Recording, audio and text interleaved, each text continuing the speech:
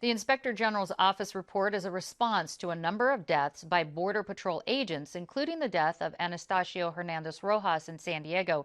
Here with details are Sean Moran, Vice President of the Border Patrol Union, and Mitra Ebadolai, Border Litigation Attorney with the ACLU. Welcome. Thank you. Thank you. Mitra, this report indicates that Custom and Border Patrol, or CBP, does not have a system to track the use of force. Did that surprise you?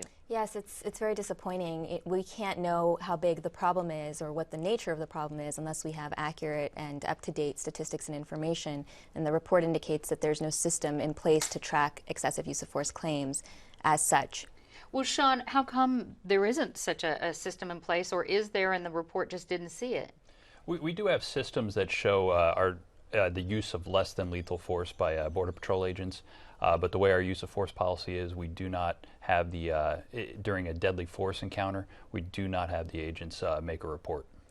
Well, who investigates complaints against the CBP or ICE officers?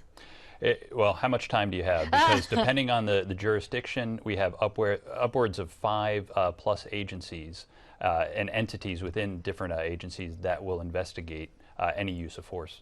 Okay, so it's diversified, it sounds like. It is, from the local or the state level, and then at the federal level within the Border Patrol and within DHS and CBP. There are multiple agencies and units that investigate these allegations. Another finding was that border agents were not fully trained in all less than lethal options. That's the kind of a takeaway that I read there in dealing with threats. What training do they get to determine the appropriate use of force? Border Patrol agents at the Academy receive 132 hours in the use of force options and how to implement them. There's ongoing training quarterly, and that includes firearms, less than lethal devices, and then every agent has the option to get further training, whether it's with tasers or other intermediate impact weapons and less than lethal devices. Now, Mitra, this report was sparked by a series of deadly force incidents, 19 in 2 years along the border. What would you like to see actually come out of this report in regards to, would you like to see deaths drop? Would you like to see training? All of the above? All of the above. The report was initiated after 16 congressmen wrote a letter asking for an independent report to be written about the excessive use of force along the border. There's still a lot that we don't know. The report raises more questions than it answers. We'd like to see more best practices integrated into the CBP arsenal, for example, the use of body-worn cameras, so that there are greater tools for accountability and transparency within the agency. And Sean, what does the Border Patrol Union think about body cameras?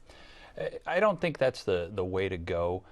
If we had vehicle-mounted cameras, that would help.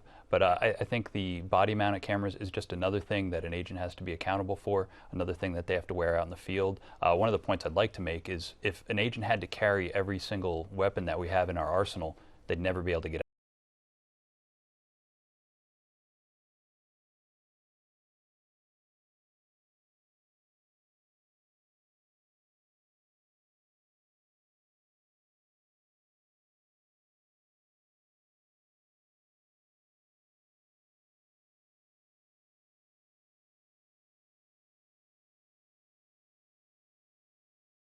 to every weapon system. In a perfect world, it would be great that we could use less than lethal systems, but that's just not the case, and Okay.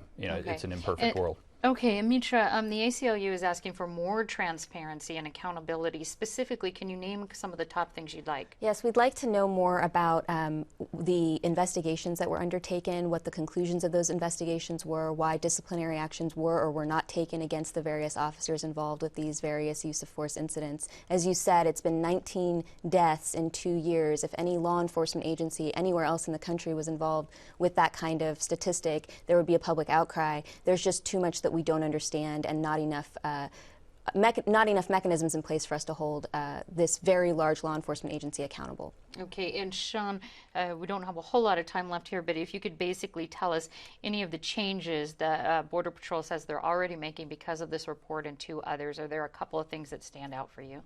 They haven't implemented these changes yet, and I think they'll be slow to roll out, but any training that makes it safer for our agents, we're in favor of. And we think it is very safe. 21,000 agents, making anywhere from 600,000 to 1.2 million arrests a year, and there's only 19 deaths in 2 years. I think that's a pretty safe border, and we have to remember that the people on the other side, they had a choice, and they chose to assault Border Patrol agents.